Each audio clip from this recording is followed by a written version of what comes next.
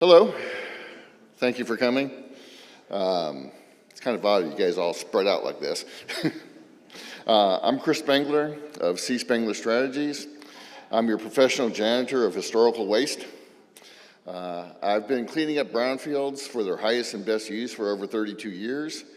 And I have a unique set of experiences of not only doing all the environmental assessment work, but combining grading and remediation together, working under general contractors, which led me to rethink the way assessments should be done for brownfields and redevelopment projects and create a way that saves time and money.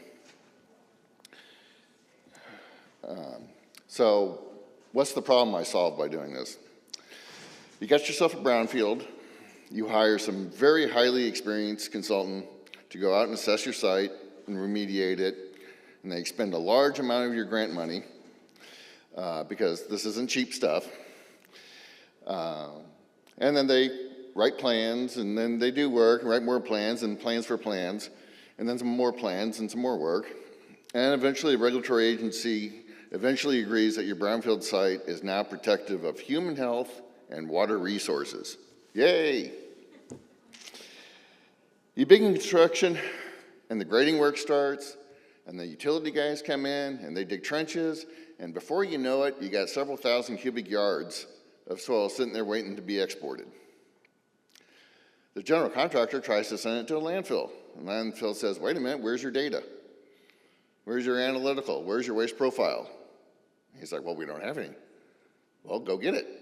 So they come back to you and say, get your environmental consultant out here, sample these stockpiles, run the analysis, and figure out what the waste characterization is. They do that, and they come back and say, well, all this stuff is hazardous waste. Ching, ching, ching, ching, bye-bye budget. So what did you get for all that money you gave to the environmental consultant? Well, they likely assessed the full extent and severity of the contamination. They likely assessed the impact or potential impact of groundwater. They did a health risk assessment for the future users of the land, and this is all what was required by the regulatory agencies. But then that's it. That's where they stop. But is that all you need? No, it's not all that you need, because now you're looking at tens of thousands, hundreds of thousands of dollars in excess costs that you weren't planning for. And so you need to be able to estimate the total cost of the project. Risk-based remediations, by design, do not leave you a clean site. Even after the full assessment and remediation to meet health risk criteria, residual contamination will likely remain, but it will no longer be the subject of an enforcement action or oversight because they've done their job. They're done. The residual contaminated soil will likely have concentrations that make the soil a waste that requires disposal at a licensed landfill once it's excavated and ready for export. Wait, what? Soil's a waste? It can be. So what's the definition? That's really complicated, and we don't have time for that, but here's the simple version. Any soil impacted by human activity, once it's removed from its immediate place of release, is a waste. Once you have that, you got to characterize it as one of 4 types of waste for disposal at an appropriate waste management unit. Basically a fancy word for a landfill. You have inert waste, which you have to prove doesn't have soluble components that could impact water quality objectives. If you try to do that, you have to submit that to the water board, not the staff, the board, and they'll take 6 to 12 months to determine whether or not you're right. Non-hazardous waste is what you can send to a Class 3 landfill, your typical municipal solid waste landfill. Designated waste you won't really run into. It's a bunch of specified listed waste from industrial processes mostly. And the 4th is hazardous waste, and in California that's divided between California non-RCRA hazardous waste and the federal RCRA hazardous waste. So how did we end up with this conundrum that you cleaned up a site, but you could have hazardous waste that you're exporting? There's a little simple diagram to explain it. I'll give you a minute. On your left is the human health risk criteria, on the right, waste characterization criteria. And this is for lead because it's the most ubiquitous contaminant out there and the one most likely to create hazardous waste. Health risk criteria and waste characterization criteria have nothing to do with each other, nothing at all. Health risk criteria is only for soil that remains on the site that future users could be exposed to. Waste criteria is for soil that you have to export to a landfill. So on the left here again, you've got your residential screening level for lead at 80 and your commercial screening level at 500 for lead. On the right, hazardous waste criteria has trigger concentrations where if you hit those, you have to analyze for the solubility of the lead to see if it'll leach out. And for the California hazardous waste, that's at 50. And for the federal RCRA waste, that's at 100. So you can see at your residential screening level 80, and you follow the red arrow over, you're well above 50. So you cleaned it up to 80, but between 50 and 80, it's potentially a hazardous waste. If you're on a commercial site, you're at 500. You're well above the California trigger value, and 5 times that of the RCRA level. So if you're averaging a concentration of 500 lead, it is guaranteed to be a California hazardous waste, I can tell you that. It may or may not be a RCRA hazardous waste. So we're going to move to how is a cleanup criteria met? It doesn't mean you clean up an entire site to where the maximum concentration is 80. If your maximum concentration was 80 on a site, you could use just the reasonable maximum exposure and say you've met the criteria without doing anything else. But that method's actually usually mostly used for soil vapor risk because it's such a nebulous, mobile thing. For soil, we calculate 95% upper confidence level. It's the maximum average concentration based on statistics with a 95% confidence level. And just like an average, it can have concentrations above and below that level. So if your 95% UCL is 80, you can have concentrations well above that. Quick examples, 2 sites, one with 3,551 data points, the other one with 81.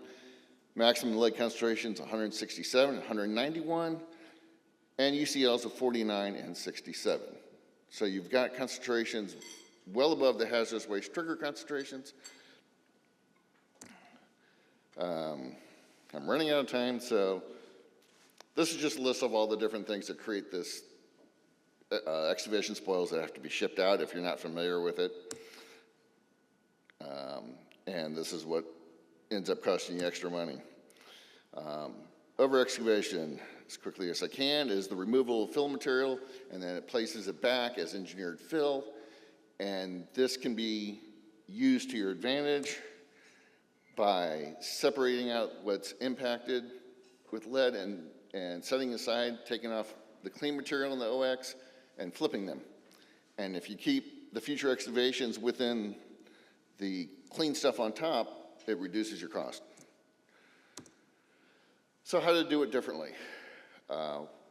When I do a project like this, after reviewing all the existing environmental documents, I'll ask for the construction plans, I review the grading, structural utilities, everything else, figure out the excavations, I review the geotechnical report to see what they're going to require, and create a plan that not only addresses the health risk and the groundwater issues, but also an in-situ waste characterization so you know what kind of waste you're going to be dealing with in those excavations.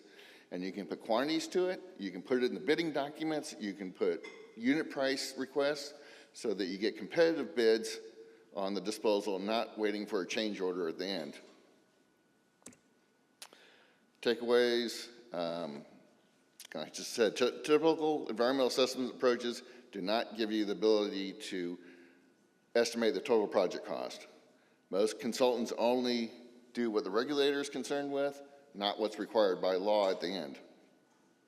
Risk-based remediations don't give you a clean site, but if you plan ahead, figuring out the construction earthwork, do some in-situ waste characterization, you can save a lot of time and money and make things a lot more efficient during the construction. And I call that a whole project strategy.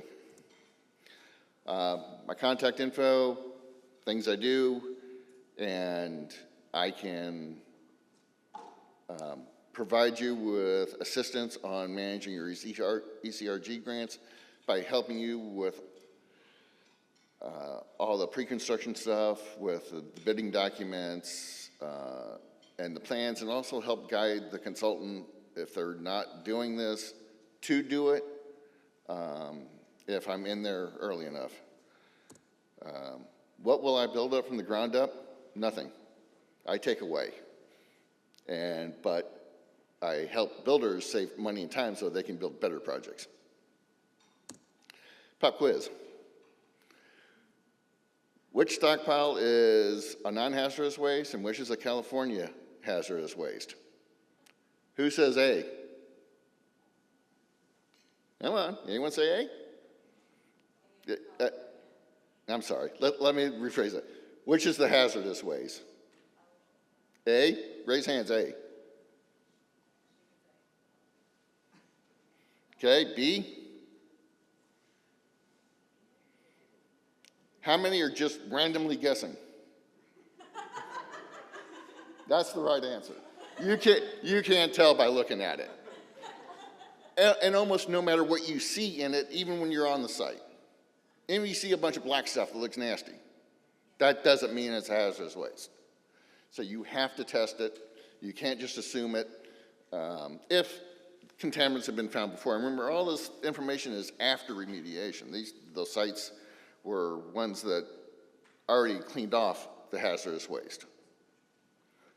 The hazardous waste that was above the remediation criteria, above the health risk criteria. So I kept the soil that met the health risk criteria on the site for them to use, but they're still export. No matter how much you try to guess that, there's always going to end up some export. And it can be thousands and thousands of yards, depending on the project, even tens of thousands. So, but these are strategies not only to predict that, to project the cost ahead of time, but also make it more efficient. That's it.